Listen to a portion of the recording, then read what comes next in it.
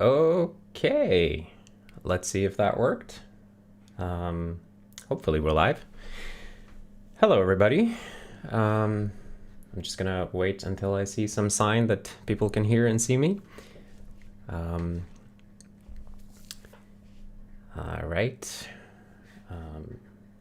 Did I not click the right thing? No, I did click the right thing. Okay. Well, hello, friends. I have to say the YouTube UI for starting the live stream is slightly confusing. It always makes me feel like I did something wrong or that it's not quite running. Anyways, it seems like we are. So, well, hello, friends. Welcome back to SerenityOS office hours.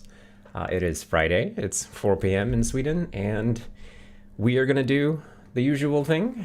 So if you're not familiar, then this is the weekly live stream where we take any questions about SerenityOS, technical, non-technical, and we just investigate whatever you want to investigate.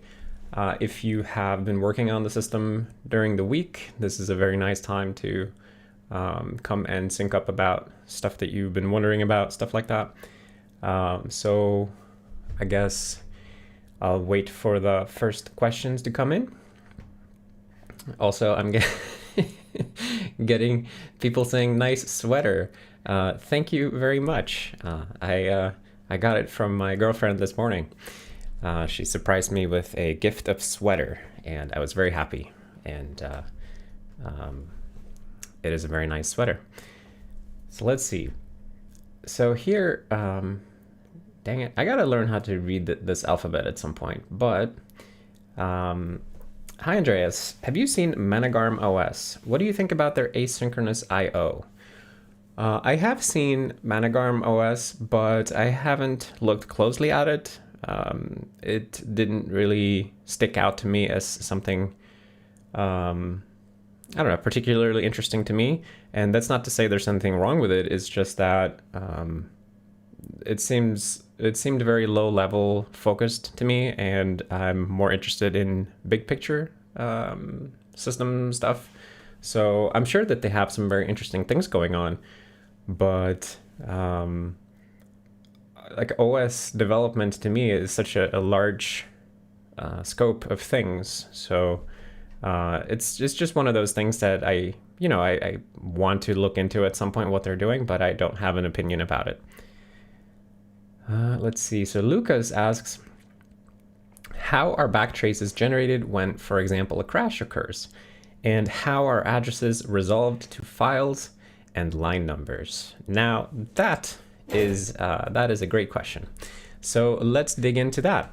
So backtraces are generated. Actually, the last video that I did talked about backtraces quite a bit, but let's start at the beginning. So when a program crashes, what happens in the kernel is we end up in this place called process crash. Right, so process has a crash function, and let's go look at the implementation. So this gets called when a process crashes for some reason. There are many different ways you can crash, and it might be an out-of-memory condition, for example. But either way, whatever reason you're crashing, we set this flag here on the process called should generate core dump. And actually, yeah, so we don't generate core dumps if we are out of memory. And you can probably imagine why that would be a bad idea. But in case it's not obvious, it's because if we are out of memory, we don't want to start doing complicated things like building a core dump. We just want to crash this process and let go of the memory it was holding on to as soon as possible in order to free up some resources. But anyway, what this flag does, should generate core dump, is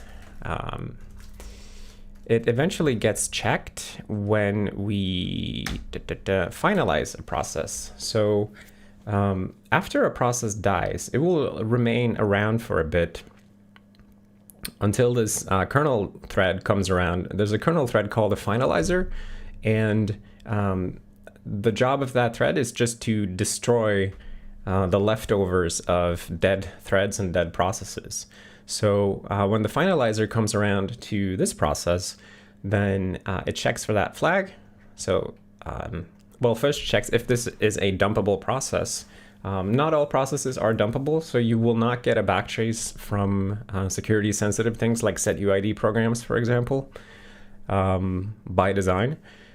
But if it is a dumpable process, like most processes are, and we should generate a core dump because we did crash, then we will dump core. And what dump core does is that it generates a path where we will store the core dump. So temp core dump, and then name, PID, and current time. And then it uses the kernel core dump class to try to generate a core dump with that path.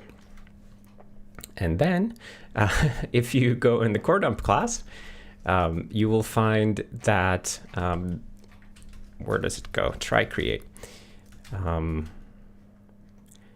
Try create target file. Right. So the basic mechanism of how this works is that it creates a file in the temporary directory, and then it will spit out an elf file with that name, because core dumps are really elfs, just like executables or dynamic libraries. Core dump is another type of elf, so it's specified by the elf format. It's a type, I think it's called ET core, and basically you spit out a legit elf that GDB and tools like that can understand, and it has these different sections in it, like a standard elf header, but then it also has program headers that describe the memory layout of the program, and we dump out the full contents of the memory regions.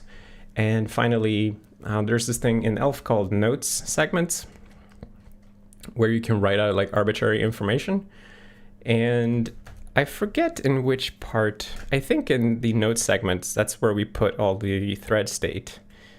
Right, yeah, notes threads data, I think that's the thing. So we spit out this node segment information about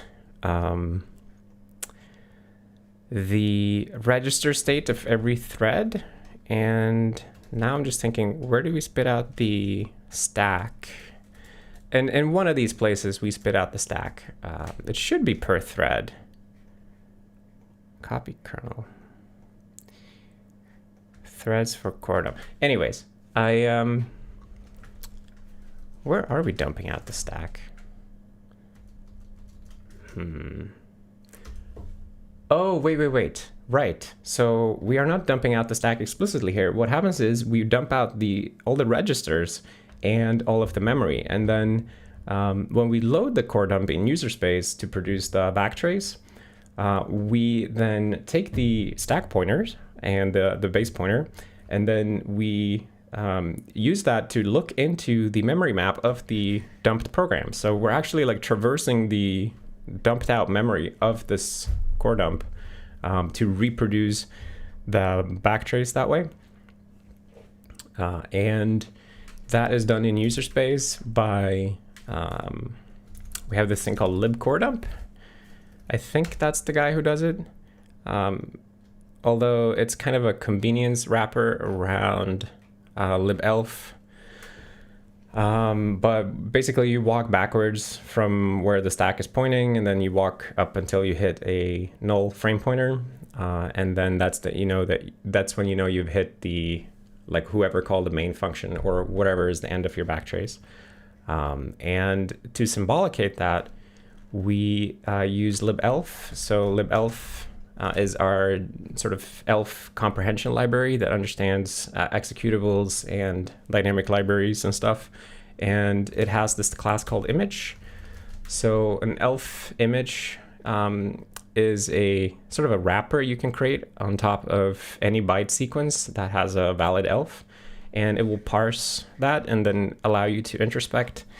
And it also has an API for symbolicating addresses. So I forget exactly what the API is. I think it's symbolicate. Yeah. So you can just call elf image symbolicate with an address, and you can also get as an out parameter the offset into that address that your symbol was. And I feel like I'm going into great detail here, but that's kind of what we do on office hours.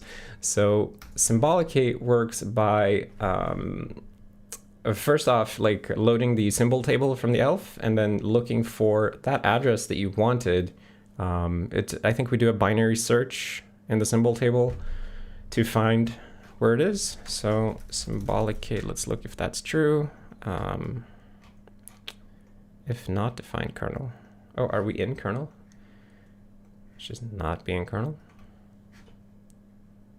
Does that not work? Okay. Anyway, it calls an API called find sorted symbol. Yeah. And this is the binary search thing that does a binary search of your address in the symbol table and finds the closest symbol. And that's sort of, now we've been on a tour of all the components involved.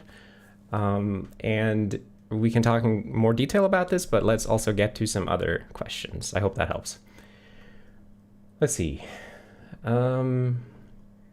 Vonixer says, can you make tutorials for operating system development? I do not make tutorials for operating system development or content for beginners in general. Beginners or people of every skill level are, of course, welcome on this channel and on these streams, but they are not targeted for beginners specifically. These are, my content is targeted to intermediate, advanced, and above programmers. And then 1337 says, would you prefer a big or small company for work? Well, I don't know, actually. I've worked at very large companies and very small ones, and there are pros and cons to both. The resources that you have in a large company and the sort of the ability to absorb mistakes in a large company can be very comfortable sometimes. Like it's not the end of the world if you go down investigating a path that was a waste of time, whereas in a small company you might not be able to afford investigations that go nowhere. So I do enjoy that aspect of large companies, that they allow you to do almost like research work sometimes.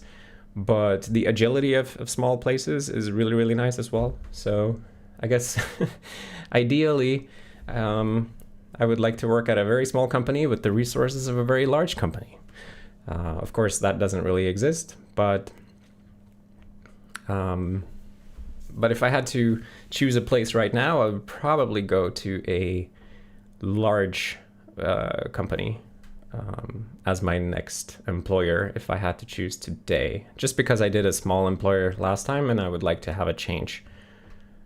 Panta82 says, girlfriend, I thought you were married. Well, yes, I am married to my girlfriend. You know, when you get married, then your girlfriend becomes your wife, but she's still also your girlfriend. Or, you know, if you have a boyfriend, husband, so on. Let's see. Bauer B says, have you ever thought about using Bitbake as a build system? Bitbake is the tool that Yocto uses. Yeah, so I'm very familiar with Bitbake and Yocto because that's something that we used extensively at the last place I worked. And I am absolutely not interested in bringing Bitbake into my life again if I can avoid it. It was, you know, not a great experience in terms of usability and performance. And I prefer doing things that work a lot faster. Let's see. So David E61 says, can you give a brief overview of the networking stack in Serenity? Sure. So the networking stack in Serenity is currently it's quite simple. It's Ethernet based and it has IPv4 over Ethernet and then a handful of things on top of IPv4. But the main thing to know about the networking stack is that, let's start the system so we can look around. The main thing to know about the networking stack is that it runs in the kernel and that when you're sending stuff out, then that's usually done in the context of the process that wants to send data out, whereas when we receive stuff on the wire, we're usually not executing in the context of the program that's going to receive that eventually. So reception happens in a separate task. It's called a network task, and it's right here. And it's a kernel task that we start at boot, and it wakes up whenever there's incoming data packets on any network adapter. For example, on an Ethernet adapter, but also on the loopback adapter, we always wake up the network task. And what happens there is that, let's actually open it up. So network task, CPP. In the network task in the kernel, you can see how it works in network task main. It does a little bit of initialization, but then it goes into an infinite loop here where it pumps the various protocols by like flushing delayed TCP-ACKs, retransmitting any pending TCP packets that are due for retransmit. And once it has taken care of the housekeeping, it will try to dequeue a pending incoming packet. And we currently assume that everything that's coming in is Ethernet, so we just switch on the Ether type of the incoming packet and check, is it ARP, IPv4, or IPv6? And IPv6, as you can see, we're just ignoring. But the two protocols that we actually handle are ARP and IPv4. And when something comes in for ARP, I think we usually handle the response right here in the network task. So that's just like helping other hosts in the same physical network as we are in, helping them understand which IP address is which MAC address. But when it comes to IPv4, there's another layer. So you have to determine what protocol is this. So you sort of cast the packet to an IPv4 packet and then inspect the protocol type. So depending on if it's ICMP, UDP, or TCP, you go to separate handle functions. And ICMP and UDP are both pretty simple because they are stateless, whereas TCP is stateful, so that's the whole thing. But essentially, I guess TCP is the more interesting one to talk about. So we keep track of open ports in the system, and we remember sort of this port, this socket is listening to this port, and then we have a global table of all those things. And then when a packet comes into a port that we're listening on, then we sort of grab the socket who's listening on that port and feed him the data. And that's eventually how that data ends up in user space, because that socket is something that a user space program created. There are no sockets created by the kernel on its own. Like, all sockets are created in the service of user space. So user space has to instantiate sockets. And I guess this was a brief overview of the lowest level part of it. And on top of this is a standard BSD socket API. So, socket gives you a file descriptor, and then you can listen, bind, accept, connect, and so on, like the usual BSD APIs. Let's see. Dead Marshall says, "Hello, Andreas. What is your opinion about Wirthian languages like Pascal, Modula 2, and Oberon, and why they weren't as successful as C or C++? Niklaus wrote an OS called Native Oberon with it." I don't have an opinion about these languages or technologies because I haven't used them enough. My only experience with Pascal is that I loaned a book at the library when I was like 10 or 11 years old. And I was going on a trip with my parents somewhere, and my parents always wanted to go on these sunny tourist trips, and I didn't really enjoy that, so I would always get like the biggest programming book I could find at the library and bring it on the trip, and then just sit in the hotel room reading the book. And Pascal is one such. I had a big book about Pascal one summer, basically, that I brought on the trip, but that's my only real experience with it. I wrote a bunch of Pascal programs on a notepad. I'm trying to remember where it was. I think maybe it was in Italy or something. I don't Let's see. Andrew Caster says Bitbake is a bit overkill when we build everything in tree from one repository. Yes, it's definitely true. A lot of the sort of very generic solutions that make sense in a patchwork universe, like like Linux distribution systems, a lot of them are just extremely over generic in an environment like ours. Ashley Davis says, hi, does Serenity support some form of disk encryption? And if so, how would that work under the hood? We do not currently support any form of disk encryption. And if we wanted to, I don't really know how that would work under the hood. I've never thought about this problem before. So I guess I would have to look up what are some common techniques for that. It's an interesting problem, I guess, because the kernel gets this responsibility of sort of keeping the disk encrypted at all times and then having this cache of decrypted versions of blocks and stuff. Kind of interesting. Dither8 says, is x86-64 stable? What arch do you use when testing? So x86-64 is, I wouldn't call it super stable. It is medium stable. It has an issue sometimes that it hangs while you boot. On my machine, it feels like it's maybe 1 in 10 boots where it hangs and I have to boot again.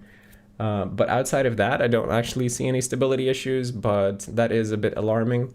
So when I'm doing like continuous testing, I'm usually using x86 for that.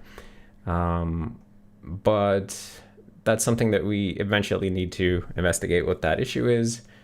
I don't know yet. Let's see.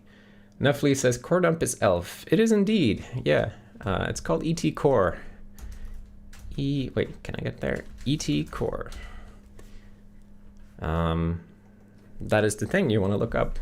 And it actually, like, if you are doing any kind of very low level or OS development stuff, it is good to know about this, because if you can produce an ET core file inside your system, that means that you can give that to GDB with a little bit of elbow grease. You can get it to interpret your thing. So Poppyfire says, Mr. Andreas, how effectively in percentage nowadays operating systems using hardware calculating capacity? So I guess you're asking how efficient do I believe operating systems of today are at using the computer's full capacity? And to that, I have no idea. But I mean, that's something you would have to measure, really. I guess one thing that everybody probably knows, at least everybody who's been programming for a while, is that a lot of software does not take full advantage of parallelism and multi-core availability. A lot of software is single-threaded, and after CPUs sort of hit a ceiling of how fast a single core can go, they started building out sideways instead, sort of adding lateral capacity. And I think software has not responded fully to that change. And yeah, I guess so. That's an area where software could improve, but I don't know that. It's not obvious to me how that will happen. But it's also not something I'm personally super interested in. Like I like single-threaded programming. Like I find it enjoyable, and I feel like my stuff is fast enough most of the time. But it is nice to have parallel capacity when you need it. Martin says, we need more advanced content. Agreed. Appreciate your work and contribution, Andreas. Thank you, Martin, for that. I do think that there's so much beginner content on YouTube and on the internet in general, and it's natural, right? Because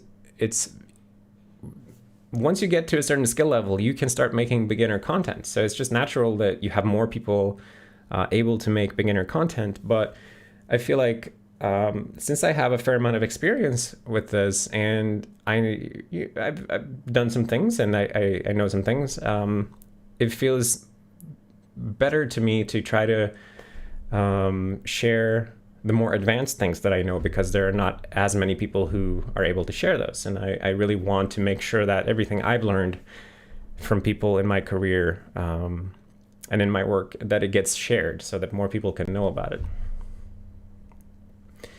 Russ DMV says, hello, glad to catch you live. Such an amazing person. Well, thank you. Studying CS as a bachelor degree keeps me amazed how you deal with data structures and C magics. Thank you for your content. And anticipatio. I don't know what that means, but anticipation? But thank you regardless for the kind words. Poco Tom says, Andreas, how's the weather there? Well, we are transitioning into full autumn. It is getting colder, but it's also getting nicer. I'm not a huge fan of summer. It gets a bit too warm for comfort here. So I'm very happy that we are now going into the part of the year that I enjoy.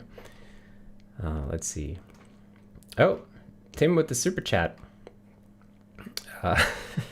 Saying, hey, Andreas, thank you for the super chat, by the way. Hey, Andreas, hope you're well. What's your favorite ACK header and why? Ooh, my favorite ACK header. I'm going to have to cheat and look at which ones we have, because there are so many at this point that... oh, that's not a very nice way of doing that.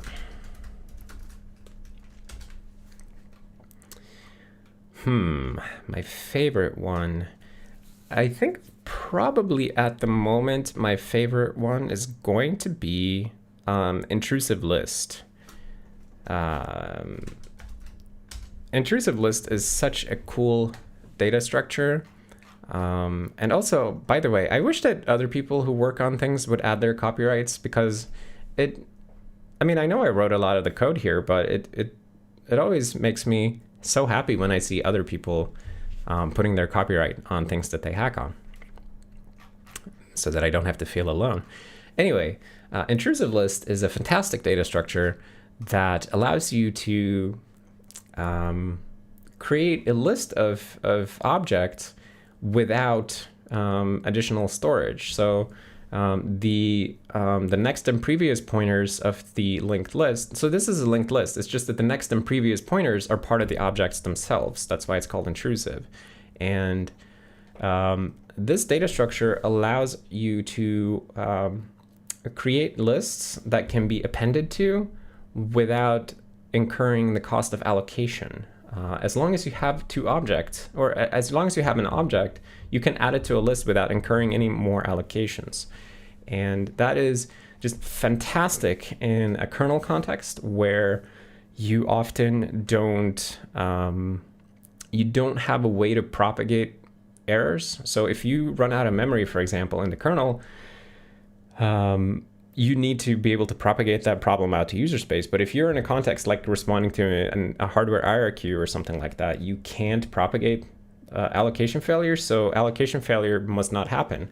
And intrusive list makes it so much more ergonomic to write code like that, because as long as you can allocate your objects up front at some point where you have the ability to propagate failure, you can then add and remove them from lists without any risk of calling malloc. And intrusive list started out as a different, it started out as like an inline linked list class. But over time, we realized that everybody who used inline linked list could just use intrusive list instead. And the code would just be objectively better in every case. And this type of data structure is not only useful in kernel space. I mean, it is very, very useful in kernel space, but it's also cool in user space or anywhere where you just want to put things on a list without having to pay for it with allocation. So we use it, for example, in the JavaScript garbage collector heap. So garbage collector has, wait, let's see, how does that, no, this is the wrong heap here. List, intrusive list. So it has a bunch of intrusive lists where it keeps track of objects that register themselves with the garbage collector for notifications and stuff. So like sometimes there are objects that want to know that a garbage collection happens, or that they want to be able to interfere with garbage collection somehow. And normally you might put these into a hash map or like an unordered set or whatever. But putting them on an intrusive list means that you don't have to have a set separately. They can just be linked together like this. So it has a lot of interesting applications. Anyway, let's see. I have to scroll back a bit. Let's see. So Cheater World says, how do the IPC files work? The IPC files. So the IPC files refers to our IPC protocol definition files, which are a domain-specific language that we use in Serenity to describe inter-process communication API. So the most heavily used one is Windows Server, which is the inter-process communications protocol that all the GUI programs used to create windows, create menus in those windows, receive mouse events, keyboard events, stuff like that. All of that happens over IPC. And the IPC language is parsed and turned into a bunch of C++ classes, basically. So the high-level explanation is that this language is parsed, and then we have this program called IPC compiler.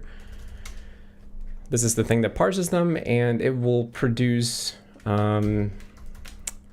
like a single C++ class per message here.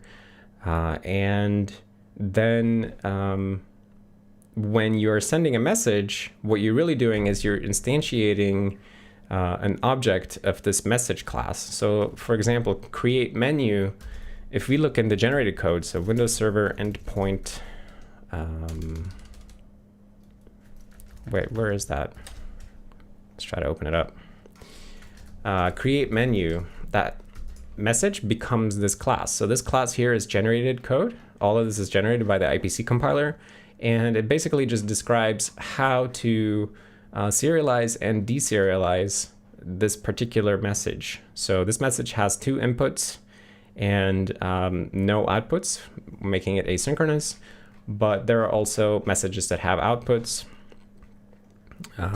Not so many in Windows Server though, but so get wallpaper, for example, has an output, returns the string with the path.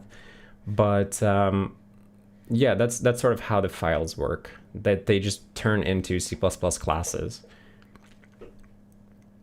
So KS says, I just want to thank you for your work on the greatest hobby project ever. I'm always having the DevTools hacking videos running in the background when I'm working, and it inspires me to be a better programmer. It's a pleasure to watch you working and your thought processes. Excellent. I'm glad that you find use for them. It's always interesting to me when people say that they put on my videos in the background and it sort of helps them focus on what they're doing. I try doing that myself, but I get so captivated when I watch somebody else programming. I just get so captivated by what they're doing that I can't do anything of my own. But it's interesting that people have different ways of engaging with this type of content. So I'm glad you enjoy it. Broly says, could you run neofetch? I've got an error porting it. Neofetch. I haven't tried running that for a while. Let's try to build it. Let's try to build it. So Jacob Mishka says, digging the sweater, my friend. It is sweater weather and soup season at last. Indeed. I'm glad you said soup season because I love soup, and that reminds me I have to get some soup. Let's see, RusDMV says, since talking about low-level stuff, do you rather prefer Sysc over to RISC? I don't have a strong preference, so I guess I don't really care. From the perspective of somebody who writes emulators, though, a RISC CPU is certainly easier to implement in many cases because there's just so much fewer instructions. But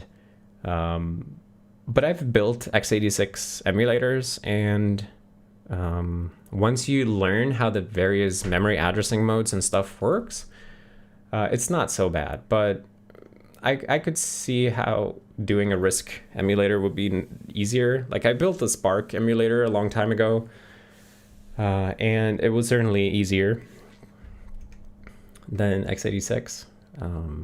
But for programming, like the CPU itself, I don't really care, because I don't write that much assembly code, like very, very little, right? So as long as the compiler that I use turns my code into reasonable assembly code, then it's all the same to me.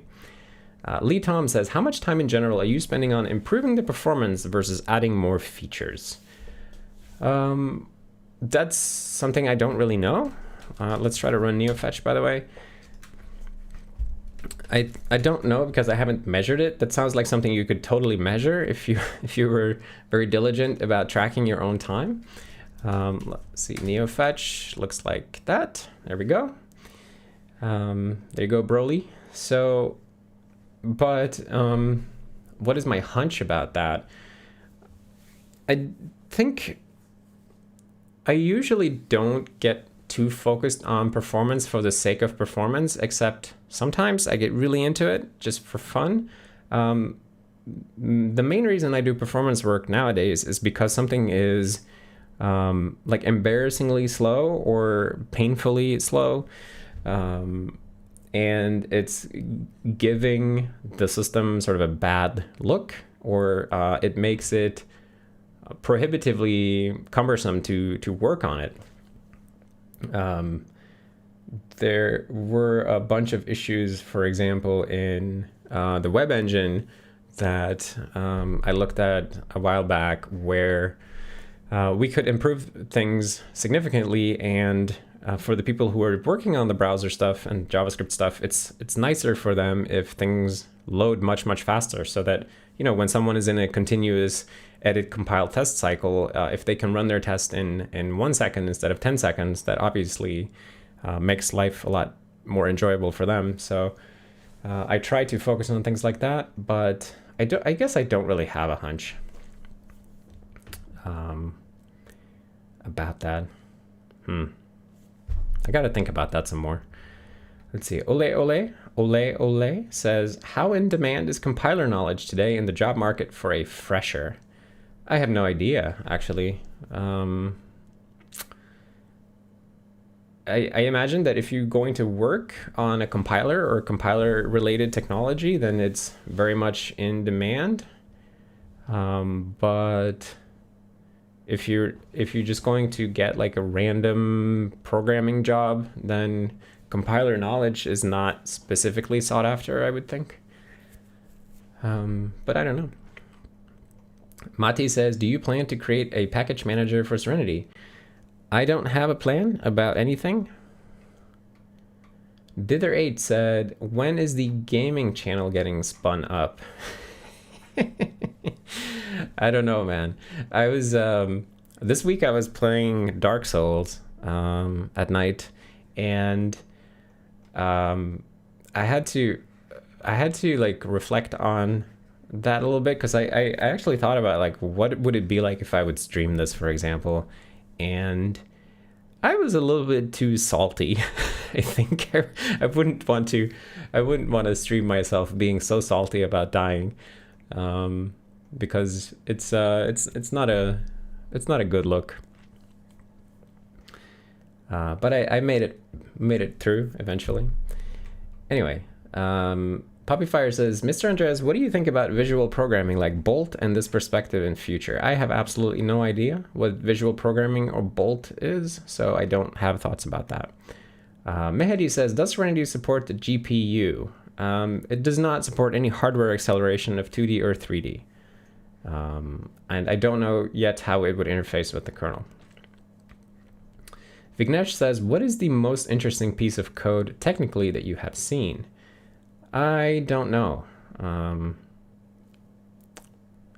That's a fair question. I guess one of the most impressive things I remember looking at was in the WebKit project when they did a project one year to improve the JIT performance in the JavaScript engine, that they sort of grafted LLVM to the JavaScript compiler in WebKit, and they made JavaScript core give input to LLVM, which would then produce like a very optimized binary just in time that it could then execute. But in the end, that whole thing was removed because the startup time and resource consumption of LLVM was just absurdly high and not suited for a just-in-time JavaScript compilation. But I remember being very impressed with that project, both when it was ongoing and when it was finally shipped, that somebody actually took like a full-blown optimizing compiler and just grafted it to a browser engine and made it all work. Let's see, Åke Forslund says, what are the rules or the practices Serenity uses on adding your name as copyright owner? In other projects I've worked with, they generally ask you to assign copyright to the project. Right, so in Serenity, we don't ask you to assign copyright to the project. Instead, at least I ask you to share ownership with us by putting your name on things. So maybe share is the wrong word, actually. I encourage people to take shared ownership of code that they work on by putting their name on things. So let's find an example of somebody doing this. Damn it, why can't I find anything? Okay, so here's somebody else. So Core Dump Reader was copyrighted by Itamar. And it's really nice when people do this. And if you're working on something that somebody else has a copyright in, but you make some substantial change, just go and add yourself, your address at email, right? Because I really believe that by putting your name on something, it just makes you care about it a little bit more. And that comes from my own experiences with getting into open source back in, I don't know, like 15, 16 years ago now, when I was hacking on KDE stuff. And I remember putting my email address on some KDE thing, and it was so cool. It made me feel like, wow, I'm part owner of this thing now that I've worked on. And I wasn't just like doing random work on something and then handing it over to somebody else. Like, I was now a co-owner of this thing that we were all working on together. And I want to let other people have that great feeling that I had. So I always try to encourage people to put your name on things so that we can be co-owners. I think that's much nicer than me being the owner or the project being the owner or whatever. And there are some people who, for various reasons, wish to not co-own, and then they put the SerenityOS developers as a fallback, and that's okay. But if you don't have a reason to avoid co-ownership, then please take co-ownership so that we can co-own this thing. I think it's much nicer. Eduardo says, would it be possible to compile Serenity for RISC-V? Yes, it would be possible, but I don't know anything about the specifics. Bernard says, is there any development, like big features or a major code refactoring done on long-running Git branches? Is that something you guys do, or does everything happen on the master branch? Everything happens on the master branch, basically. And of course, people send in pull requests, so they do have development on personal branches until we rebase and merge those things. But generally speaking, we don't have, like, the project itself does not have any other branches. And I really like having everybody on master because it forces us to keep a very tight and clean master and to work hard on making it livable for everybody so that we can move forward, but like with everybody on the same page. And there are some drawbacks to that, obviously, but in my mind, the benefits far outweigh the cost. No says, hi Andreas, how has the super build structure been treating you? So the super build, that refers to the recent changes we did in our CMake build system, where we now build things a bit differently. We build like the host binaries as a separate thing first, and this whole thing. But it has been mostly seamless, although it is a little bit slower. There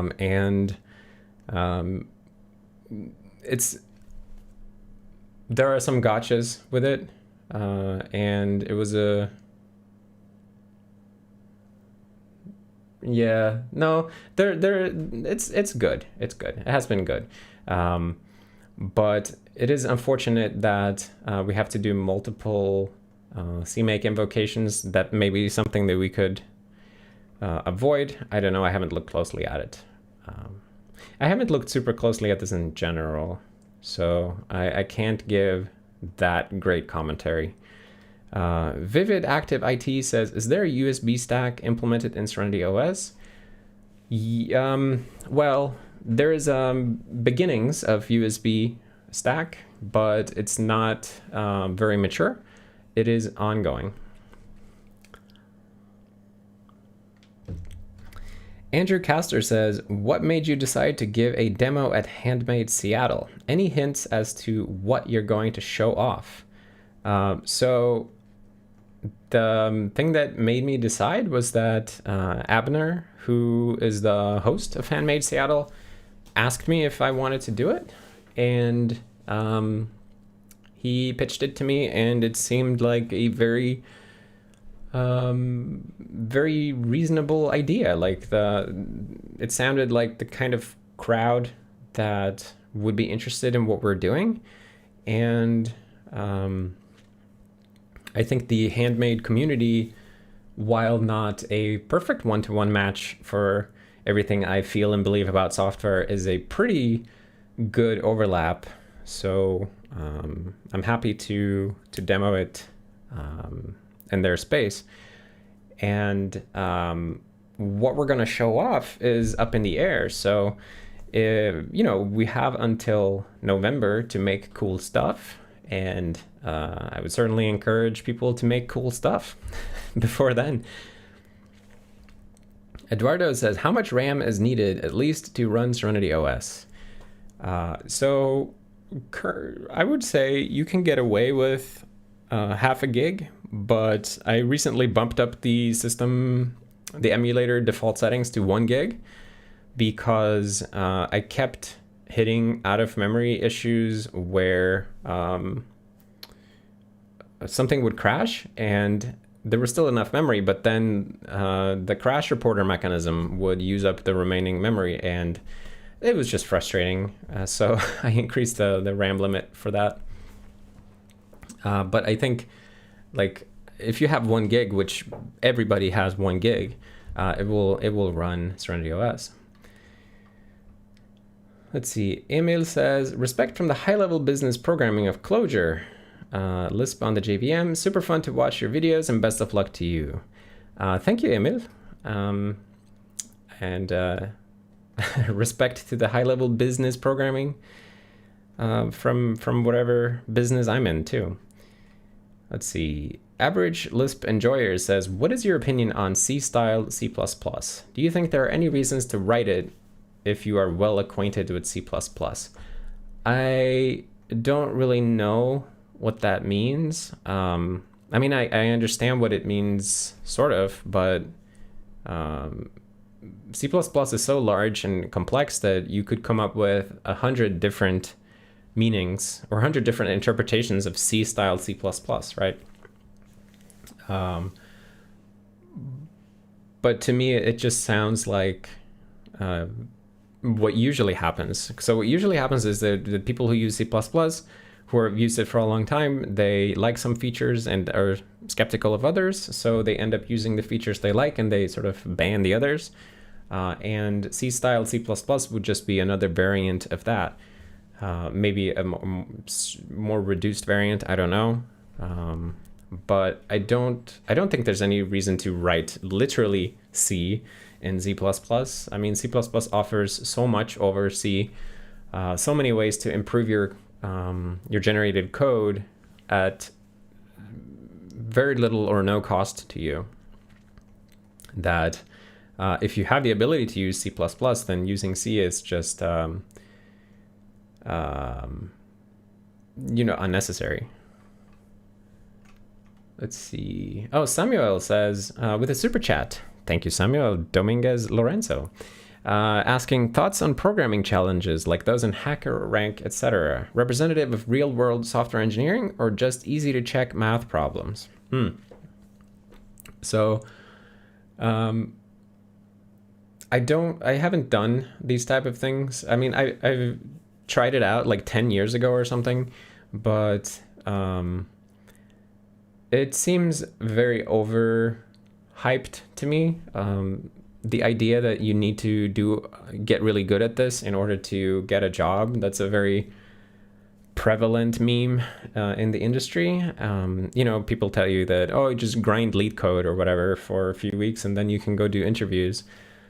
I don't think that that's a good idea. I think it's what you really want to do if you want to get a job or if you want to do well in interviews is get good at programming fundamentals, at computer science fundamentals, and then you can think your way out of any interview problem. Of course, like, that's not to say these things are useless. You can use them as a way to practice your fundamentals, but memorizing, like a lot of people seem to approach it as something that you should memorize for. And I think that's fundamentally silly. And if you somehow get a job thanks to having memorized a bunch of things, then you're not going to do very well at that job for a long time. So that's definitely setting yourself up for failure. I guess what my thoughts are really is that they are a tool. Like, there are so many different tools, but they are not this only solution to get prepared for job interviews. I think studying fundamentals and practicing fundamentals by doing projects or participating in projects is a lot closer to what you would actually need at a job. So I would focus on that. But I don't know. I mean, we would need more context for this question. It's definitely not representative of real-world software engineering, though. I can tell you that much. Like, those types of problems, you don't usually solve those types of problems at work, at any job that I've worked at. Let's see. Manas says, hey, how much time does Windows Server sleep for next frame to render? Do Windows Server redraw every window in every frame, or does clients tell the Windows Server for dirty areas to update? So currently we update at 60 frames per second, which gives us a frame time of 16 milliseconds. And we don't actually talk to the GPU or to the graphics card to know that right now. That's just because we don't have access to that information, because we don't have a driver. We could have one, but then we would have to write one. But because we don't know when the VBlank is, or when the screen update happens, then what we do as a compromise is we just sleep 16 milliseconds between each frame. And we do track dirty areas. So we track rectangles that are dirty on the screen and also in each individual window surface. So the Windows Server, when it composites the screen image every 16 milliseconds, it will only update those areas that have actually changed. And of course, many of our programs are a bit overeager in telling the Windows server that something changed, like that's an area that we can improve a lot in, because there's a fair amount of overdraw that occurs because something changed in this window, let's just redraw the whole window, right? You don't necessarily have to do that, but it's also not always easy to compute a more precise invalidation rectangle. That takes a bit of effort. But yes. Tim says that NeoFetch buggy is beautiful, right? M says, I quit my last job because I was burning out, and now I feel I'm burning out again on the new one. This seems to happen so frequently. I mean, seems all the industry is sustained by burnouts. There's definitely an element of that, I think, and it's definitely a thing that employers, and there are many employers that are not going to stop employees from burning out, because it is easier to burn people out and then hire new people. It is a sad thing, but it's something that happens, and ultimately, what you need to realize is that your employer is not going to, most employers are not going to stop you from this. It is your responsibility to prevent burnout. And if you work for an employer that takes steps to help you with that sort of thing, that's great. And I'm happy that you found a nice place like that, but many people don't work at places like that, and you just need to take responsibility for that yourself. And I guess everybody has their own strategies for it, but one thing, I guess something that I had to realize was that I had very disproportionate loyalties to employers in the past. Like, I always felt so loyal to my employer while I worked there, whereas there was not that much reciprocation, right? Like, yes, you get a salary, but you don't have them standing up for you and everything. And I think, at least from talking with people, it seems to be fairly common in the tech industry that the people are proud of where they work or proud of what they do, so they kind of stand up for it and champion it. And sometimes you have to remember to be your own champion too, if that makes sense. Tim says, I just tuned in to hear Andreas say I have no plans. Right. I don't have a plan for that. Let's see. Tobias says, is there a way to change the host name from within the system? I guess you could write host name to the SE120. And then let's run a new shell. There we go. NeoFetch. Cool. There is a way. You use the hostname command. Let's see. Lee Tom says, I have been coding using C++ 20 modules. What do you think of that feature? I have not used the feature yet because I think it's not available. CMake doesn't understand it yet, I think. So we're waiting for that to happen, and then we can start investigating making use of it. It seems like a good idea on the surface, but we'll see how it works out in practice. We have a fairly large code base at this point, so it should become it should be able to be a pretty good test or a benchmark for the feature and its usefulness. M. Sid says, I very randomly found your channel. Not gonna lie, it's all kind of confusing to me. Well, welcome to my YouTube channel, Mr. M. Sid, or Miss M. Sid. This is a channel where I work on the Serenity operating system, which is an operating system I started building in 2018. Basically, you will find videos of me doing random programming tasks, which should be an accurate representation of how I spend my time on the system. And these live streams are just weekly Friday live streams where we take questions from people who are interested in the system. And it is an open source project. So if you want to learn more about it, you can go to serenityos.org. There you can get a feel for what we're doing. But welcome to the channel. It's nice to have you here. So Devashish says, are there plans for reflection support in the C++ language? Do you think that will be a valuable addition? So I don't know if there's any like actual plans that will happen, but I do think it would be a very valuable addition.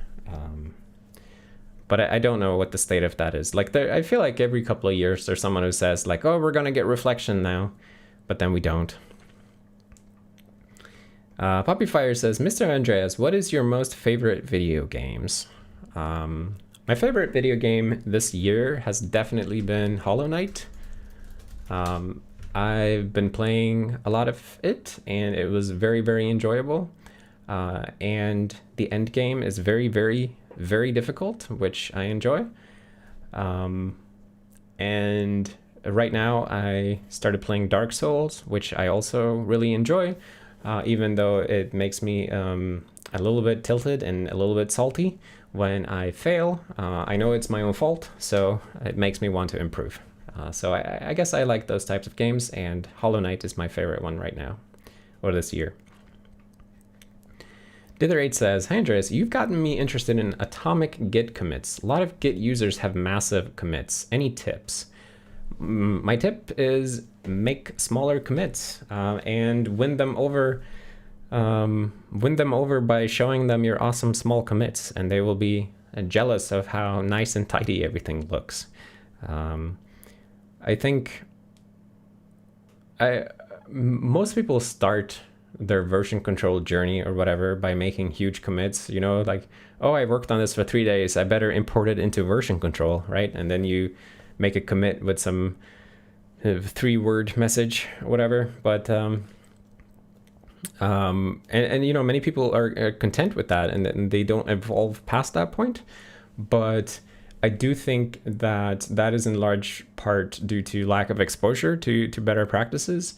And if you're working with people who do this on a shared code base, then one way that often does work is to simply make small commits in the same code base, and just they will notice and see that there's a different way to do this that just looks so much nicer. But I don't know. I mean, it's really a social thing, right? Like you can argue the technical merits of it, and I don't think that's very difficult. But getting people to try something new is it's a complex problem, right? You can't always just explain why something is better. You also have to open up their minds to trying something new. And for that, I don't have any direct tips. You have to know your target, I guess. Mehdi says, what are the things you're working on currently? So currently, or today and yesterday, I've been working on CSS in the browser engine. So I was working on the CSS Cascade specification. So this is something I have now implemented in libweb. This thing right here. Oops, I screwed that up. Actually, let me make sure that the chat is always visible. The specification I was implementing. So it basically describes how CSS values are applied to elements in the browser. And there are all these rules. You know, if you have two conflicting rules that the selectors both match and they have the same property, like which property is the one that actually ends up on the thing. Like, you know, if you have a selector, or if you have one rule that says color red and another one that says color green, is the thing going to be red or green? The cascade determines that. And there's all these rules, and I'm been working a lot on implementing these rules correctly, and it's pretty good now. And in the process of doing that, I also realized that a lot of like a lot of the names that we use in our browser engine are kind of wrong, or they are ambiguous to the point of confusion. So my next step is going to be renaming a lot of things so that they actually match what things are called in the specification. Let's see. Ooh, Benjamin with the super chat. Thank you, Benjamin. Oh man. Thank you so much. Pineapple on pizza. You know, I haven't tried it many times, but I would say I probably don't like it so much. I prefer banana on pizza. If I'm gonna put a fruit on my pizza, it's gonna be banana. The pineapple is just I guess I don't like pineapple in general that much, or maybe I just like banana way more. So my answer to pineapple on pizza is banana on pizza. But thank you for the super chat. Vivid Active IT says, do you know Dave Farley and his continuous delivery pipeline approach to software development? Do you use a similar approach in Serenity, i.e. never branching, always commit to the master branch?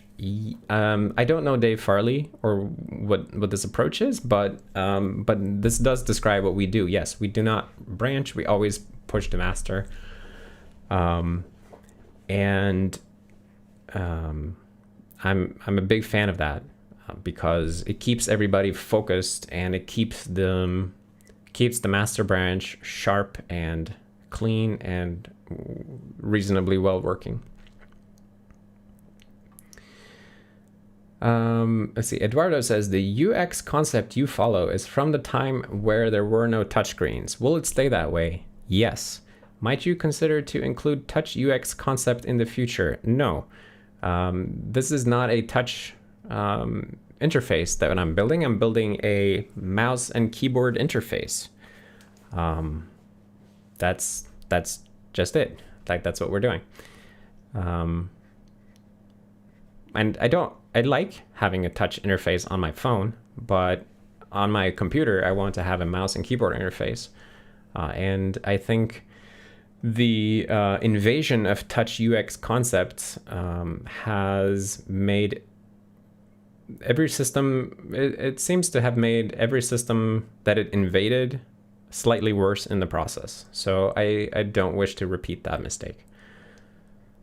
Chris Turkle says pineapple on pizza needs to be in the FAQ. I don't know how many times that has been asked. So, but maybe it should go in the FAQ just because. Dither8 says, just wanted to say thank you before bedtime. I can't program, but I've wanted to do OS development since before 10 years old. Serenity is inspiring, while Serenity is full of you can't make another DE. Right. So thank you for coming to the stream, and have a good night. I'm glad you find it inspiring, and I would encourage you to actually get into programming if that's something you've wanted to do since before you were 10. Because you only get one life, and if you had a dream that you wanted to do something before you were 10, then you should at least investigate what that might be like. Lebster says, favorite question you have been asked in office hours? Ooh, I don't know. I don't remember all the questions I have been asked. That's like, I don't know if it's noticeable, but this format is really stretching my memory capacity. I have a very hard time remembering questions from past office hours, for example. It's hard enough to remember the question that I'm answering right now or a couple of questions ago. That's something that I've always had a hard time remembering, sort of individual bits of conversation like that. So I don't actually remember, but maybe I should make a point to summarize somehow afterwards for myself what the questions were or something like that. I'll have to think about that. I'll have to try to remember this now. Let's see. Eduardo says, when you would write a SerenityOS 2D and 3D driver for a GPU, what GPU instruction set architecture would you like to use? Not just from the existing ones, but also imaginary ones. So there's no point in like using imaginary things when we're working on the system, right? Because we are just using existing things already. So I guess I don't know enough about this to have some opinion. I think that's the problem. I don't know how to answer it because I don't know enough about it. Whatever my machine has, that is my answer. Let's see. Nono says CMake does understand modules. There is in fact an implementation for the Ninja generator, but it's only for the compiler developers for now because not all have proper support yet. Okay, yeah. So a little bit of time needed to get everything in order. Manas Kamal said something before I lost it. Dang it. Oh my goodness, am I so far behind here? Manas says, thank you so much. SerenityOS is a really good project. Currently, I'm also writing my own operating system, and you have been the motivation for me. I am glad to hear that. The world needs more operating systems and compilers and interfaces and everything. Because what the world really needs is people realizing that you can build anything, right? And then actually trying it instead of just whining about how things have gotten too complicated. So I'm really happy whenever I see somebody taking on something big and difficult, because we need more people doing that. Let's see. David says, what are your thoughts on touching code outside of the scope of the ongoing task? For example, changing const from west to east. So I think ideally, if you're doing a pull request, and you want to do those types of changes, then just front load them so that you do them early in the pull request, ideally, and then change whatever you want to change afterwards. Because that just makes the git blame look nicer. If you like do those type of changes at the end, then the git blame just has all of those things. So it gives you one extra step to go through. But I don't mind it at all. Like I think that's perfectly fine. Just it's nicer if you put them in the before other changes. Mustafa says, thoughts on rebasing versus merging. I like rebasing, and I think merging is a completely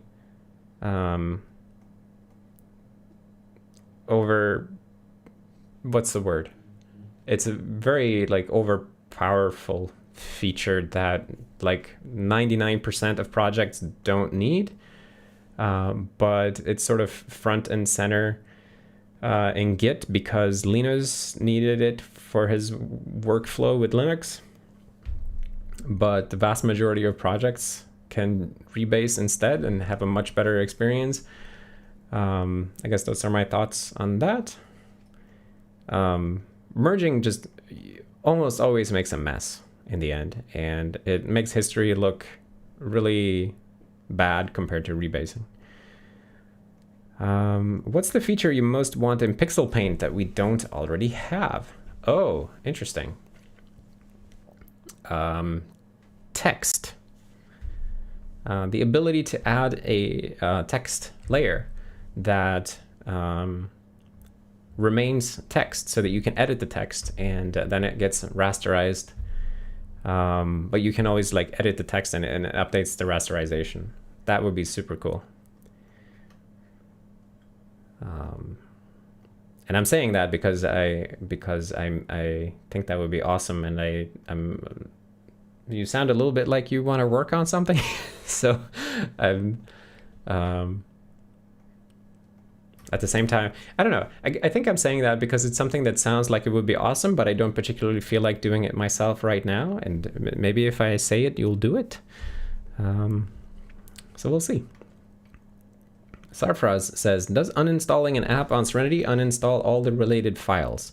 You cannot uninstall an app on Serenity, period. So nothing gets uninstalled, related or unrelated. Alex says, hey Andreas, how are you doing? I am doing great, Alex. Thank you for asking. How are you?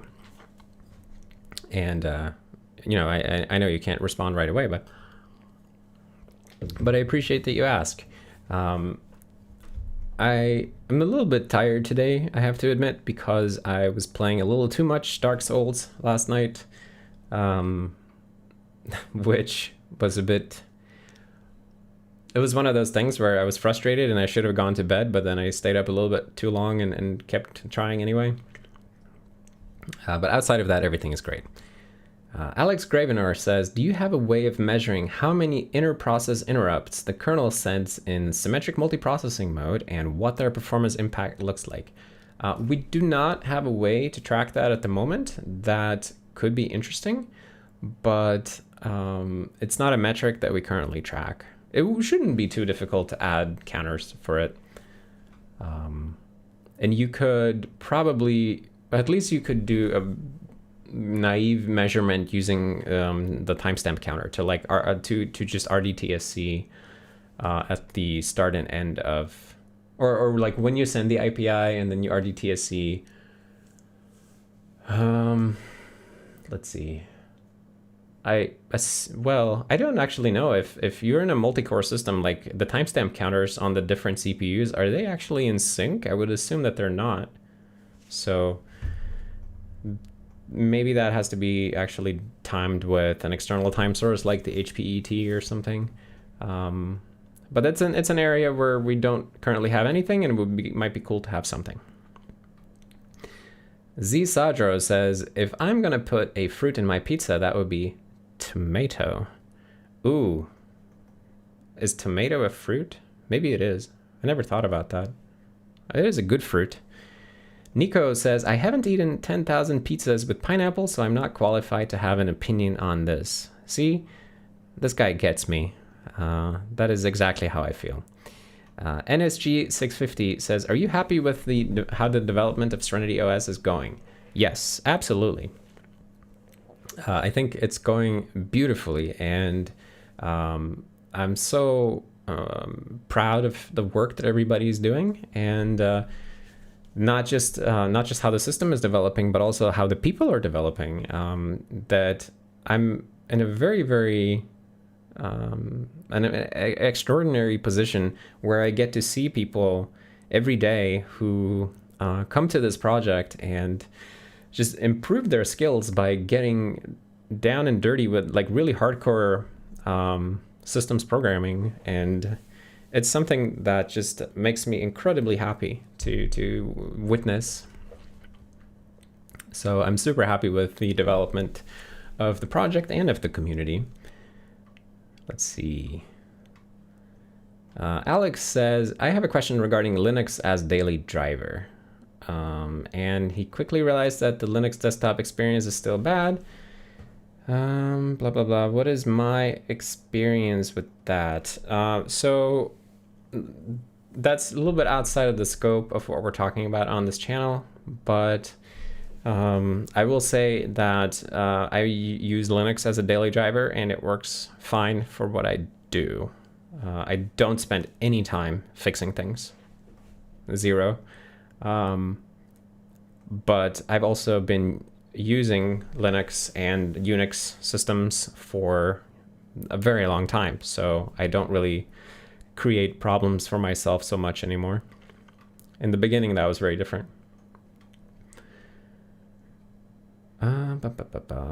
Robloxian from Robloxity says, I like SerenityOS. It's very cool and reminds me of Windows XP. Windows XP. Well, you know, it has a lot in common with Windows XP if you switch it to classic style. It's what was the style? Luna that shipped with XP? That was not really the most beautiful style in my opinion. But yeah, this thing, I'm trying to get a better picture. This was a very strange style. And it's so weird when you look back on Luna. Why isn't there like a high resolution picture anywhere? Can I get a high res picture? Okay, none of these are high res. But everybody knows it. But the thing that was so weird is that there was another color that they had, or another theme that they had was called watercolor. That was the XP theme during development, and then they changed it to Luna when it was getting closer to release. But this watercolor theme was so much better, so much better looking. This thing right here. Oh, nothing on the internet is high res. Everything is a thumbnail of a thumbnail. Anyways, now I'm getting into some random territory here, but I really like that theme, and it's so weird that they ended up ditching it for Luna. Blast from the past. Andrew Castor says, would you rather fight 100 duck-sized horses or one horse-sized duck? I would rather do something else entirely. Maybe have a banana pizza. Friedrich Truedson says, hi Andreas, first time catching you live. I have a quick question for you. What's your take on online privacy, specifically the idle detection API in the latest Chrome version? Ooh, I'm not familiar with that. Let's investigate. Idle detection. Where is the spec? Okay. So what is this about? Observing user presence. And who's specing this? Some Google person, of course. And what is it for? A model for user presence on 2 dimensions, idle state and screen lock. Okay, so it's basically an API for browsers to be able to tell if you've locked the screen or not, and if you're active or idle, based on how long it's been since you last interacted with the device. You know, so like on the surface, it sounds relatively harmless, but at the same time, I often forget that web apps run in the background these days, and sometimes I'm just stuck in this old way of thinking that, like, well, when I go to a page, it might run some code, but I forget that the whole mission of Google is to have as much JavaScript running on everybody's computer at all times as possible. I mean, not necessarily that, but they certainly have been pushing aggressively for these service workers and things like that, right? And I guess this is just sort of expanding the territory of what these things are able to discern about the user. And I'm not familiar with the controversy here, but it does seem to me like yet another one of those things that probably a native app could do, and now they want web apps to be able to do it as well. That's usually the motivation that they cite, these Google people, when they want to add new APIs. They're like, oh, a native app can do it, so why can't the web? So I don't know. I don't know. I would have to think about it to have some kind of sophisticated opinion. But in general, I tend to think that the web does not need more APIs, because I don't want web pages to be native apps. I want web pages to be like a smart document that can do little animations and load stuff from external sources and stuff like that. I don't want my browser to be a 3D VR environment with Bluetooth MIDI over USB or whatever. Like, I don't want that. So yeah, I don't know. I don't have a mature opinion. I'll have to think more about it. Let's see. Patrick Vilmes says, hey Andreas, your videos are very inspiring. I've been programming for quite some time now, and you hooked me with OS Dev. Looking forward to dive into the Serenity codebase. Well, I'm glad to hear it, Patrick. I think you will enjoy the Serenity codebase. We have been working hard on making it enjoyable. Let's see. So NSG says, I really love the Serenity UX and would love to see that ported on Linux. Chris says, I'd like to see a DE on Linux that isn't based in GTK or Qt. Yeah, I mean, you could definitely build a DE in any toolkit. Ultimately, mature toolkits are really, really valuable for anybody trying to do a whole desktop environment. So that's usually why people end up with these toolkits.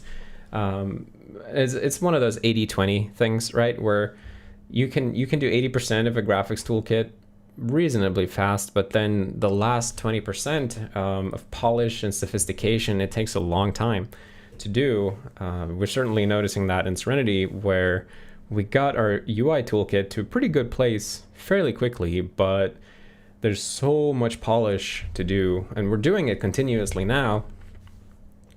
But it takes a long time to do that. So I guess what I would say to this is that what would be really cool to see is a new graphics or UI toolkit for Linux that that gets past the, oh look, I have buttons stage and like into real polish and sophistication.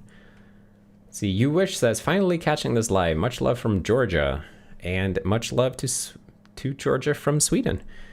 And then Tim is asking, Georgia US state or Georgia country? Indeed, that's a good question. I'm gonna guess Georgia the country, but I guess maybe we'll find out later. So let's see. Leonardo says, with a super chat, thank you. You are a very nice guy. Your videos show exactly how a dev works, the bad decisions, and how to fix them. It's so different from these videos that show super devs that know everything and never do anything wrong. Right. That is precisely what I am trying to do, to show the real thing, because as you say, there are so many people who just want to show off and show you and I don't want to say that there is no value in showing a well-working, orchestrated solution to something, but it is important to understand that there's a big difference between the final product and the process and steps that it took to get there. And at least in my view, that's something that doesn't get shown enough. We don't get to see so much of the in-between steps between idea and realized product. And that's something that I guess I really came to appreciate when I worked at Apple, because that was my first time seeing the steps that eventually led to a new iOS release or a new Mac OS release and something like that, because internally they would have us install daily builds of the operating systems and then live on them to give feedback and stuff. And I really enjoy that process. And you know, it was frustrating in times to have a really buggy phone every day, but once you got used to it, it was so cool to see that that stuff like iOS and macOS, it's just software like all other software, and it sort of matures incrementally, and new features happen and they look bad at first and then they improve. And I want to show that same thing with everything that I'm doing so that people can see this. And I don't know where this project is going in the future, but I have to say that I really like that there's already such a huge backlog of, you know, wherever this goes, 10 years from now, you will be able to go back and look at my old videos where you can see, oh, so this is how it was like at that point, right? It's so much more powerful in video format than just an archive of old tarballs or whatever. Like, because if you go and look at random open source projects, you can usually find old versions, tarballs in some downloads directory or in some FTP mirror somewhere. But there's a big difference between that and these things that I do. So I'm glad that you appreciate it. Thank you so much for saying that. And it's interesting to see what we can do in the future. Let's see. The Redco says, have you spotted SerenityOS mentioned somewhere that made you very proud? I don't know. I think every time that I see it mentioned, I always, it's always like my heart skips a beat. I always feel like, oh, that's my little thing that I started. It just warms me up every time. So there isn't any one specific thing that made me proud. It's more like they all make me proud. Nico says, would you rather shave 100 bug-sized yaks or one yak-sized bug? Ooh. I don't know. I think I would rather shave 100 bug-sized yaks. Because 100 bug fixes is just it's just so nice to get many small bugs addressed. I don't really like this feeling of having some huge feature that I'm working on over and over and over,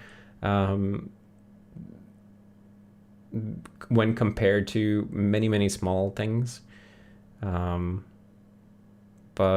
I don't know. Maybe that's just the mindset I'm in right now. And like, if you asked me a week from today, I would say I would rather do a one yak sized bug. So I don't know. Anyways, that's a very silly question, Nico. Let's see. NSG says, what do you think about non-Unix-like kernels, for example, NT? I don't know so much about the NT kernel, but I'm sure it's fine. I did watch a very interesting interview with the architect of NT, Dave Cutler. He has these, there are these videos on YouTube called The Oral History of Dave Cutler. And this is sort of Dave Cutler is the guy who wrote the original thing that became Windows NT. I mean, he led the team that did it. But these videos are absolutely fascinating. They talk about his history in great depth, and I super recommend it if you're interested in operating system history, because he also was the architect of the VMS operating system and a number of systems at DEC before that.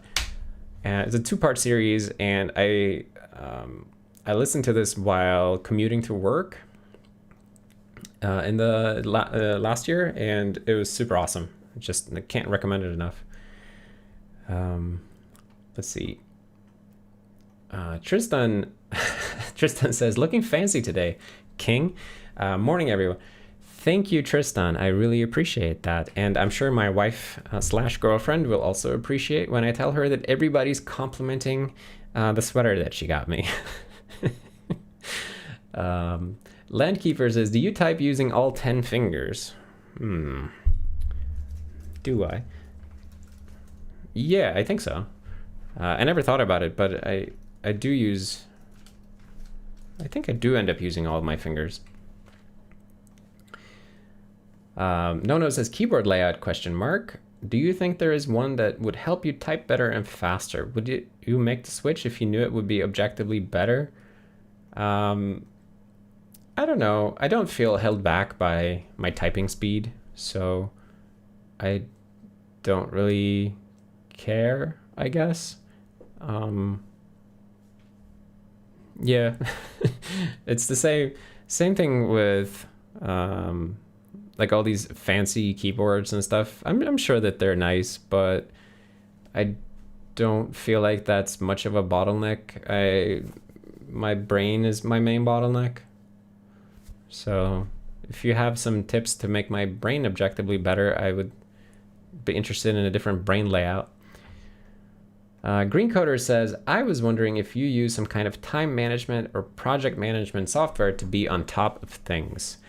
I don't use any time or project management, although I do use my calendar. I have like just a calendar on my phone where I keep all of my meetings and calls and things I have scheduled.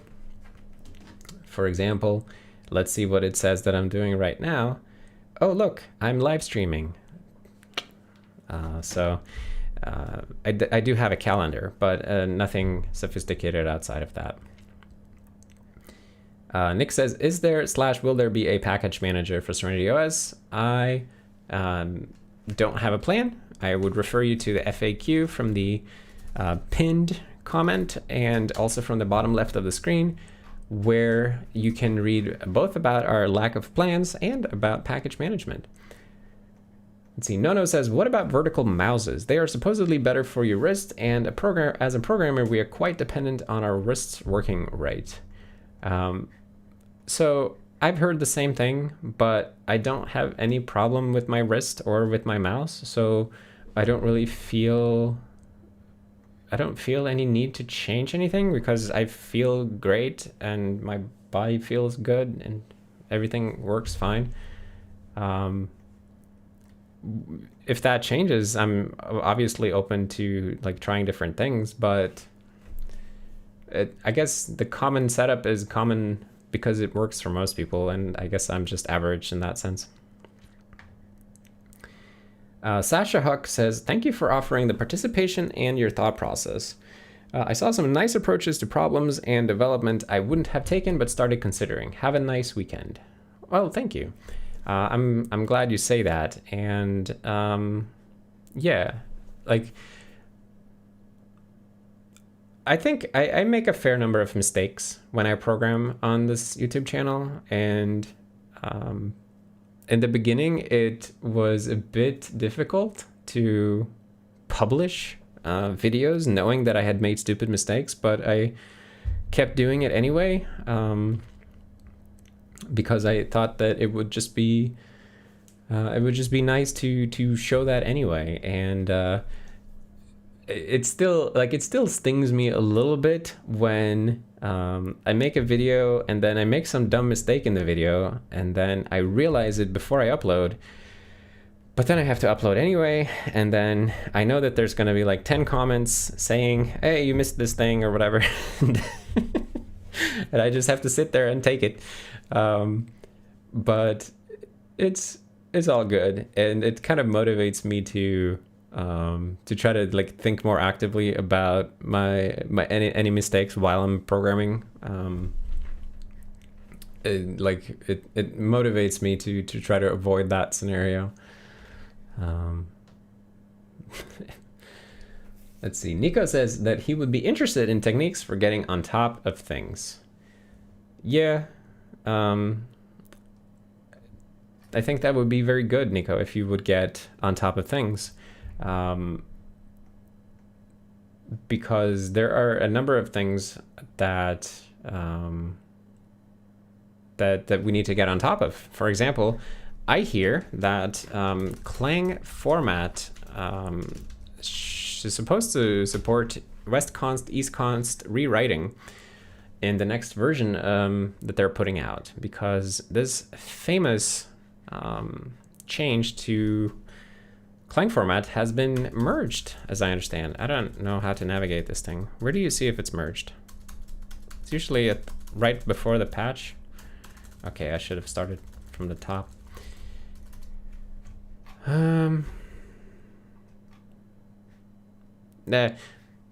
Somehow here they merged this thing so that Clang format can now rewrite west-const to east-const and vice versa. And Nico, who works on LLVM, as far as I know, is the closest person that I know who can help us get this sooner rather than later. So I would appreciate it if you would get on top of that as soon as possible. Thank you. Mehdi says, I want to add my language to Serenity. Where to start? Any recommendations? I don't know what that means. Do you want to port it? If so, I remember trying to build it for Serenity and seeing how that goes.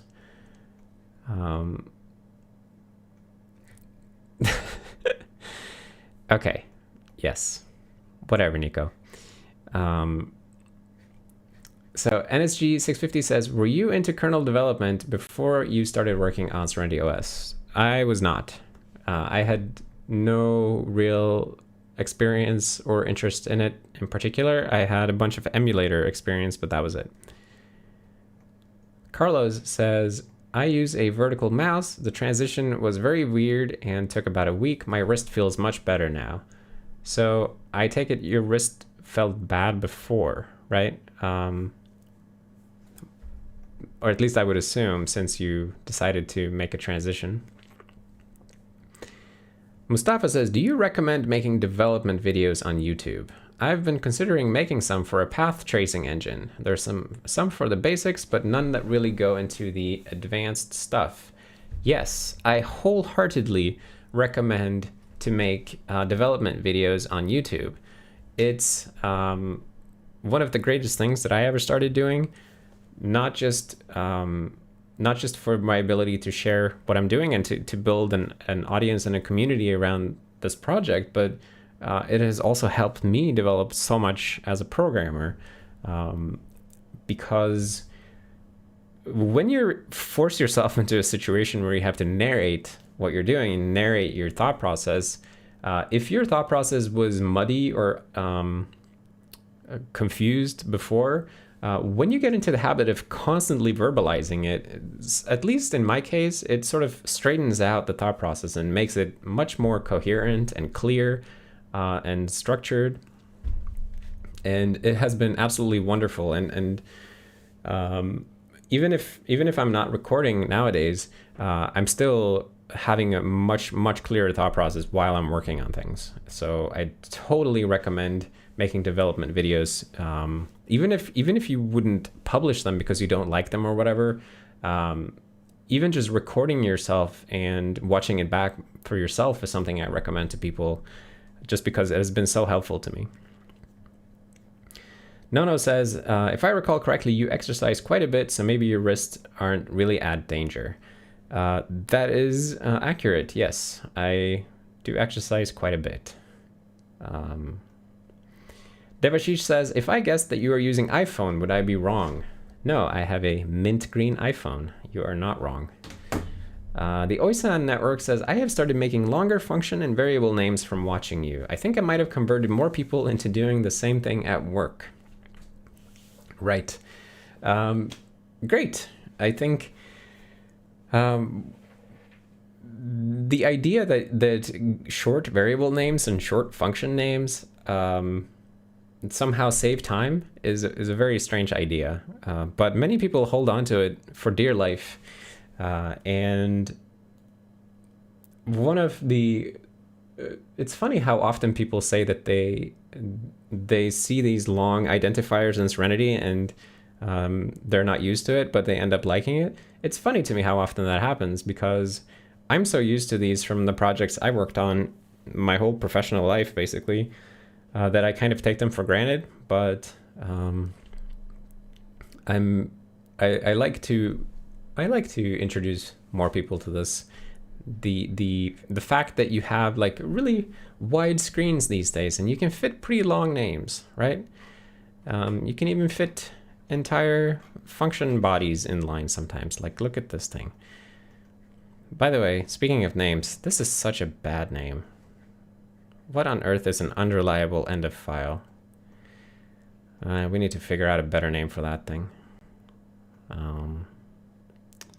What is an unreliable end of file?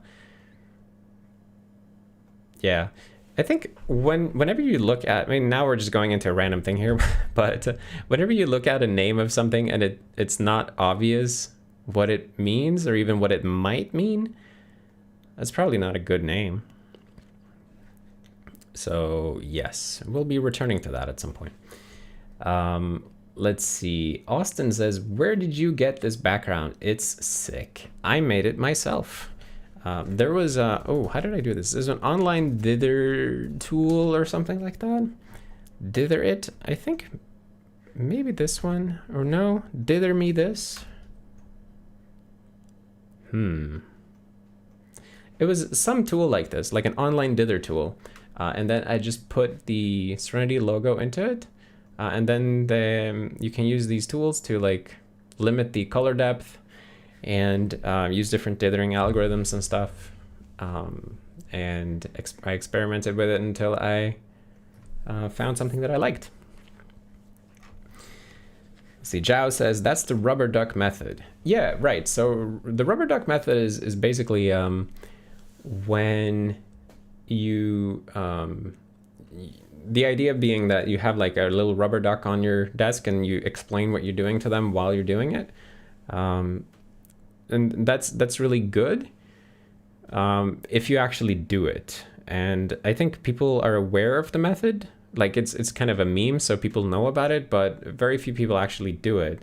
And I mean, I've known about it for forever, but I never actually did it until I started doing videos. And the videos are just, yeah, I guess it's just rubber ducking recorded, really, but I can't recommend it enough. And I think, Mustafa, since you asked about it, if there's something that you know about that is specialized knowledge, then sharing that in video form is a very valuable thing. So absolutely recommend it.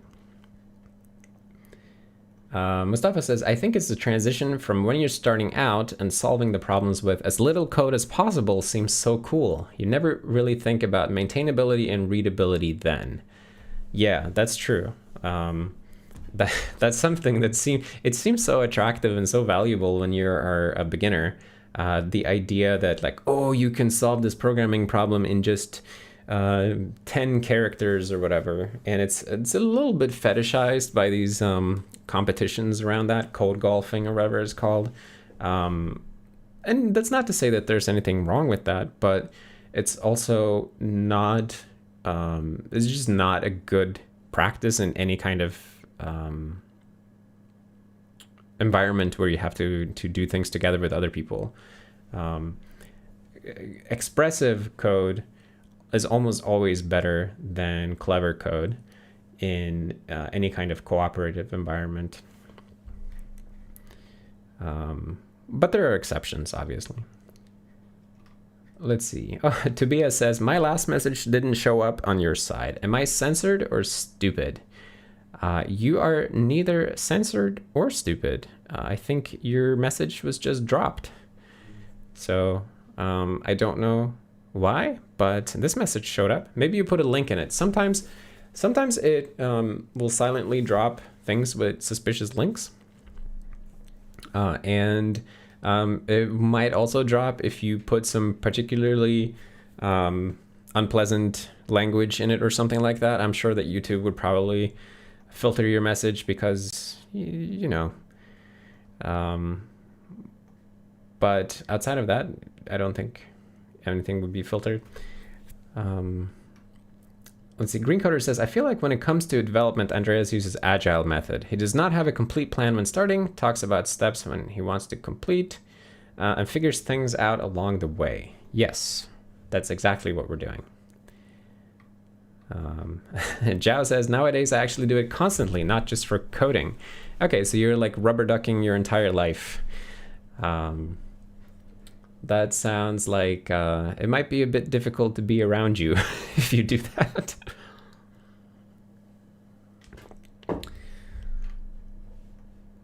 But that's not to say that I don't do similar things myself, but I try to keep it to a minimum when there are other people around. But yeah, like truthfully, I also rubber duck narrate my life sometimes and when there's nobody around. See, Nono says, I like trading the widescreen for 80 characters and blowing the font size up. Very long functions become inconvenient to read at that point as well. Of course, I don't break them up too much, but still. And Mustafa says, I used to be so rigid about 80 character line limits. Thanks, Pep8. But after Serenity, I'm never going back to line limits.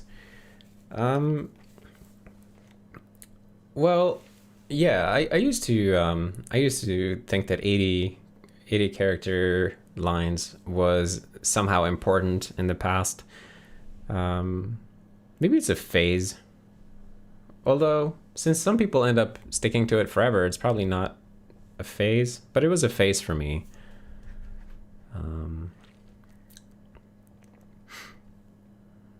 Let's see. So Tobias says, I said something about rubber ducks, but even repeating the message doesn't show up. What's offensive about ducks?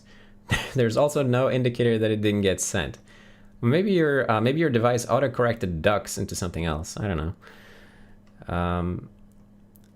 Let's see. Surav says, how do you keep yourself so calm? Is this your nature? I think so. I'm a very positive and calm person. I haven't always been, but after I went to rehabilitation and therapy for help with my drug addiction problems, then it sort of transformed me into a very calm and positive person. And I'm forever grateful for everybody who helped me with that, because it is, it's like I'm living life the way I'm actually supposed to be. So maybe this is my nature. I was just, I had so many years of not being this way because it was masked by negative influences. Let's see. Andrew Castor says, if you type out your messages to a fictional rubber duck on your computer, is that duck typing? Yes. That's exactly what duck typing is. Let's see. Leonardo says, how hard is to implement the Serenity, the trick that Amazon has used on the menu bar to avoid wrong select the above or below menu item when we are moving the mouse from the parent item menu to the child? Oh, is that the this triangle trick where, like, if you're moving within the triangle?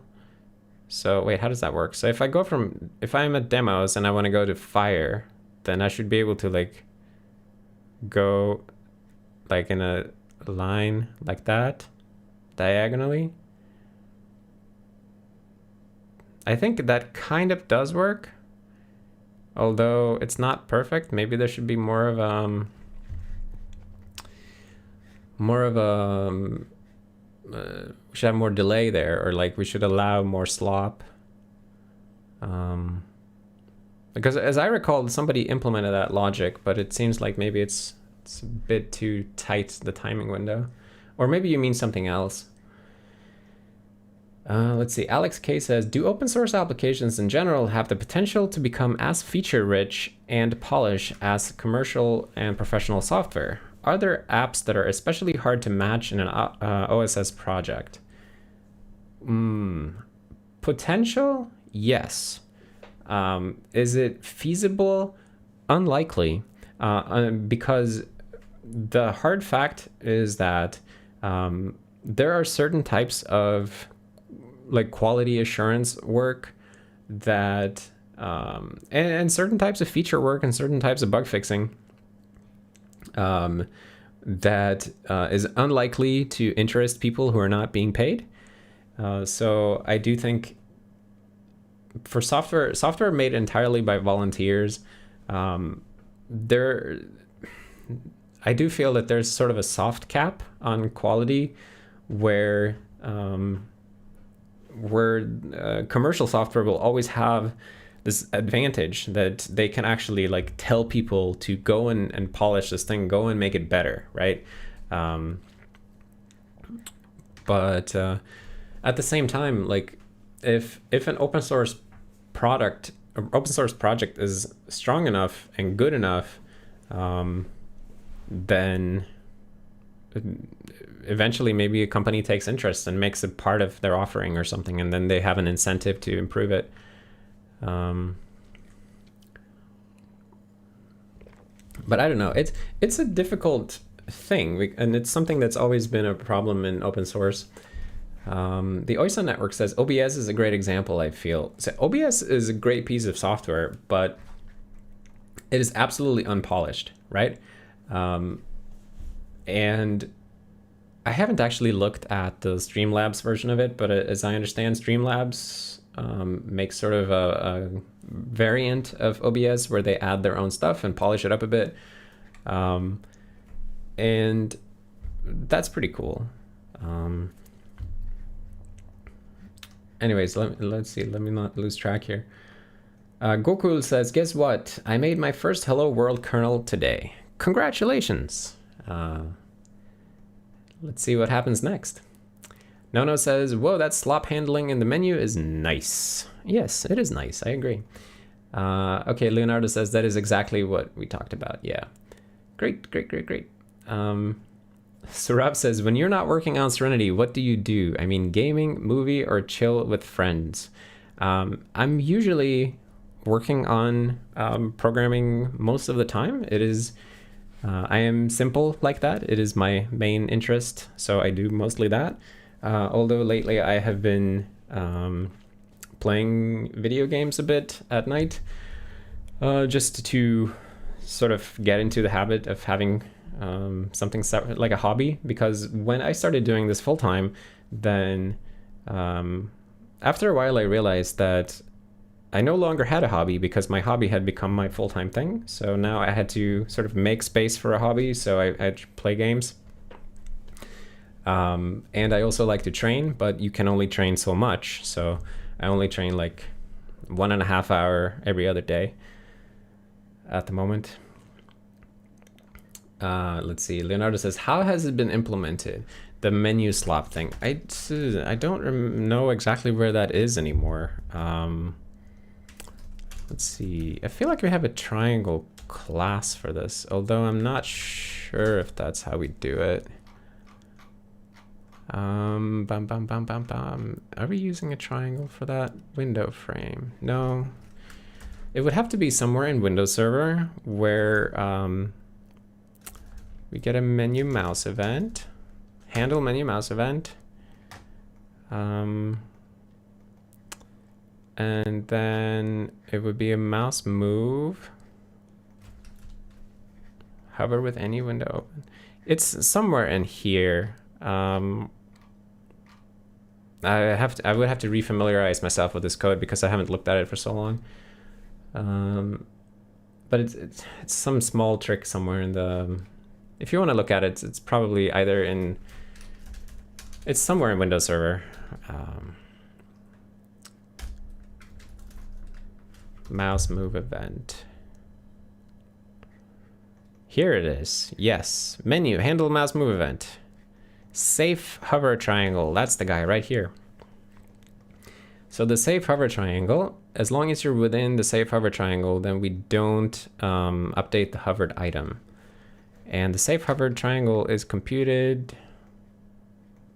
Oh, it's just a triangle from the current hovered position and the top left and bottom left of the open submenu. So yeah, it draws an imaginary triangle, and then as long as you stay within it, then it ignores those moves.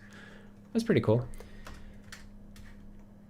Let's see. Oh shoot, it is actually 6 o'clock and it's time to end the live stream. So let me just finish up the questions that we have here. Let's see. Mustafa says VS Code is pretty good for open source. Cool. Farbud says, not sure if you've answered this in the past, but when do you think you would go all in and start using Serenity as a daily driver? What's missing for you at the moment? Yes, that has been answered in every live stream, and the answer is that I don't know.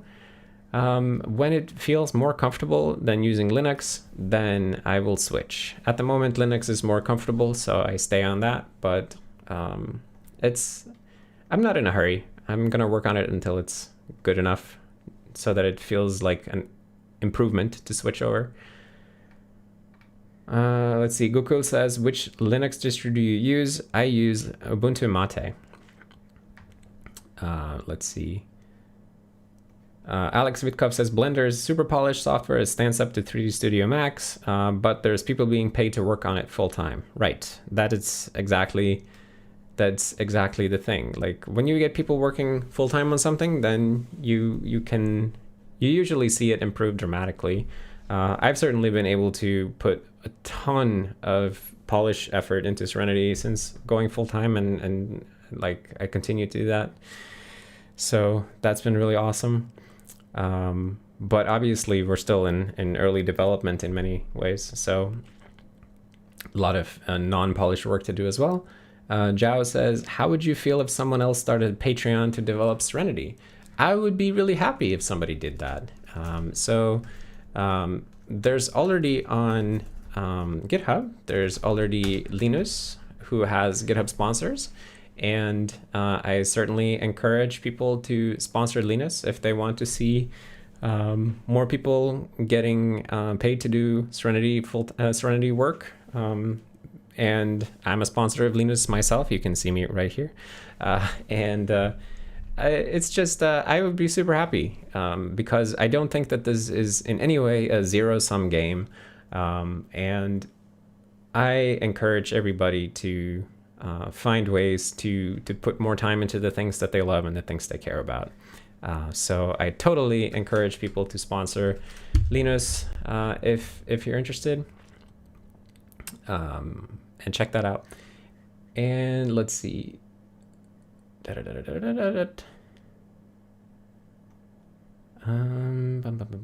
Google says, do you use Ubuntu Mate? Yes, I do.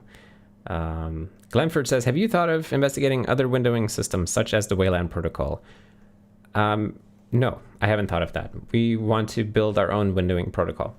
And I have to go. So thank you, everybody, for coming to office hours. I really appreciate all the great questions. And it's so nice that everybody comes to hang out. Thank you all for the super chats. And I hope everybody will have a great weekend. If you end up working on Serenity this weekend, then please join us on Discord and talk about what you're working on. Otherwise, I will see you all next time. So ciao.